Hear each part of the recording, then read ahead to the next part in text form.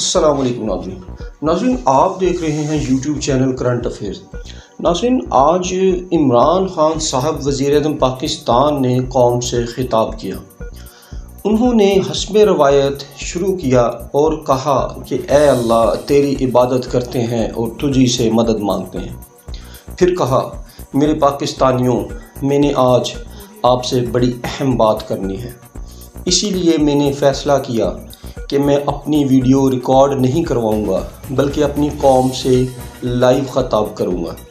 یہ جو آپ مجھے سن رہے ہیں یہ لائیو جا رہا ہے۔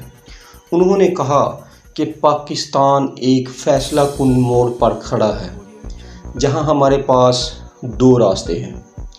آج میں اپنے دل کی بہت سی باتیں اپنی قوم کے ساتھ شیئر کروں گا۔ میں آج یہ بتاؤں گا کہ میں سیاست میں کیوں آیا تھا۔ مجھے تو اللہ تعالیٰ نے سب کچھ دے رکھا تھا، ساری نعمتوں سے نواز رکھا تھا جب میں کرکٹر تھا۔ میں پاکستان کی پہلی جنریشن میں پیدا ہوا۔ پہلی جنریشن سے مراد وہ لوگ جو پاکستان بننے کے بعد پیدا ہوئے۔ میرے والدین ایک غلامی والی زندگی میں اپنی زندگی بسر کرتے رہے، کیونکہ وہ انگریز کا دور تھا، انگریز مالک تھے، ہم مسلمان ان کے غلام تھے۔ میرے والدین مجھ سے اکثر کہتے تھے کہ تم بہت خوش قسمت ہو کہ تم نے ایک آزاد ملک میں جنم لیا۔ ناظرین انہوں نے کہا خودداری ایک آزاد ملک کی نشانی ہوتی ہے۔ پرانے لوگوں کو انگریز کی غلامی بڑی بری لگتی تھی کیونکہ وہ آقا تھے، وہ ان کے غلام تھے۔ میں سیاست کا ایک طالب علم تھا۔ میں نے یونیورسٹی میں ملکی اور غیر ملکی سیاست پڑھی۔ میں سب کچھ سوچنے سمجھنے کے بعد اس نتیجے پر پہنچا کہ ہمارا ملک ایسا ملک نہیں بن سکتا جیسا قائد اعظم رحمۃ اللہ علیہ نے خواب دیکھا تھا۔ پاکستان کا مقصد ایک عظیم فلاحی ریاست کا قیام تھا،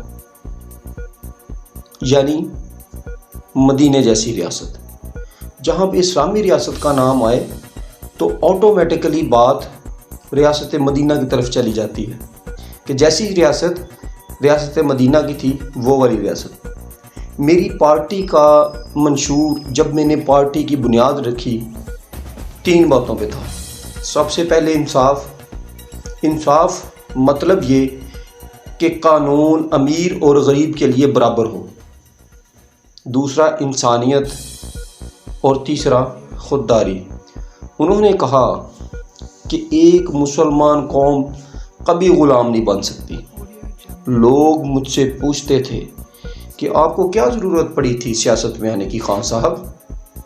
میں ان سے کہتا کہ کوئی ضرورت ہوگی تو سیاست میں آنا چاہیے، ویسے بندہ سیاست میں نہیں آ سکتا، کوئی نظریہ لے کر سیاست میں نہیں آ سکتا۔ میں ایک نظریے کے تحت سیاست میں آیا۔ اللہ نے میرے اوپر بڑا احسان کیا۔ مسئلہ یہ ہے کہ ہمارے اندر ایمان کی کمی ہوتی ہے، اسی لیے ہم چونٹیوں کی طرح رینگتے ہیں۔ اپنے سے بڑے طاقتور ملکوں سے ہم ڈرتے ہیں کہ وہ یہ کر دے گا، وہ کر دے گا۔ ناظرین انہوں نے کہا کہ ایک وقت ایسا تھا یہاں لوگ پاکستان میں سیکھنے کے لیے آیا کرتے تھے۔ میرے ساتھ ملیشین شہزادے پڑھا کرتے تھے ادھر یونیورسٹی میں، پاکستان میں، جنوبی کوریا سے، ملیشیا سے، مڈل ایسٹ سے، دوسرے ممالک سے لوگ یہاں پاکستانی ماڈل حکومت دیکھنے کے لیے آیا کرتے تھے کیونکہ ہمارا ملک بڑی تیزی سے ترقی کر رہا تھا، گرو کر رہا تھا، اوپر کو جا رہا تھا۔ پھر میں نے اس ملک کو نیچے آتے دیکھا۔ وار آن ٹیرر پہ پاکستانیوں کی جو ضلالت ہوئی وہ میں آپ کو بتا نہیں سکتا۔ اب دیکھیں ہم نماز پڑھتے ہیں، 5 وقت یہی دعا مانگتے ہیں، اے اللہ ہمیں ان لوگوں کے راستے پہ چلا جن پر تیرا انعام ہوا، نہ کہ ان کے راستے پہ جن پر تیرا غضب ہوا۔ اب نعمتوں والا راستہ کون سا ہے؟ نعمتوں والا راستہ وہ راستہ ہے جو ہمارے پیارے نبی صلی اللہ علیہ وسلم کا راستہ ہے، یعنی کہ وہ محبوب رب العالمین تھے، ان کے اوپر اللہ تعالیٰ نے اپنی نعمتوں کا نزول کیا۔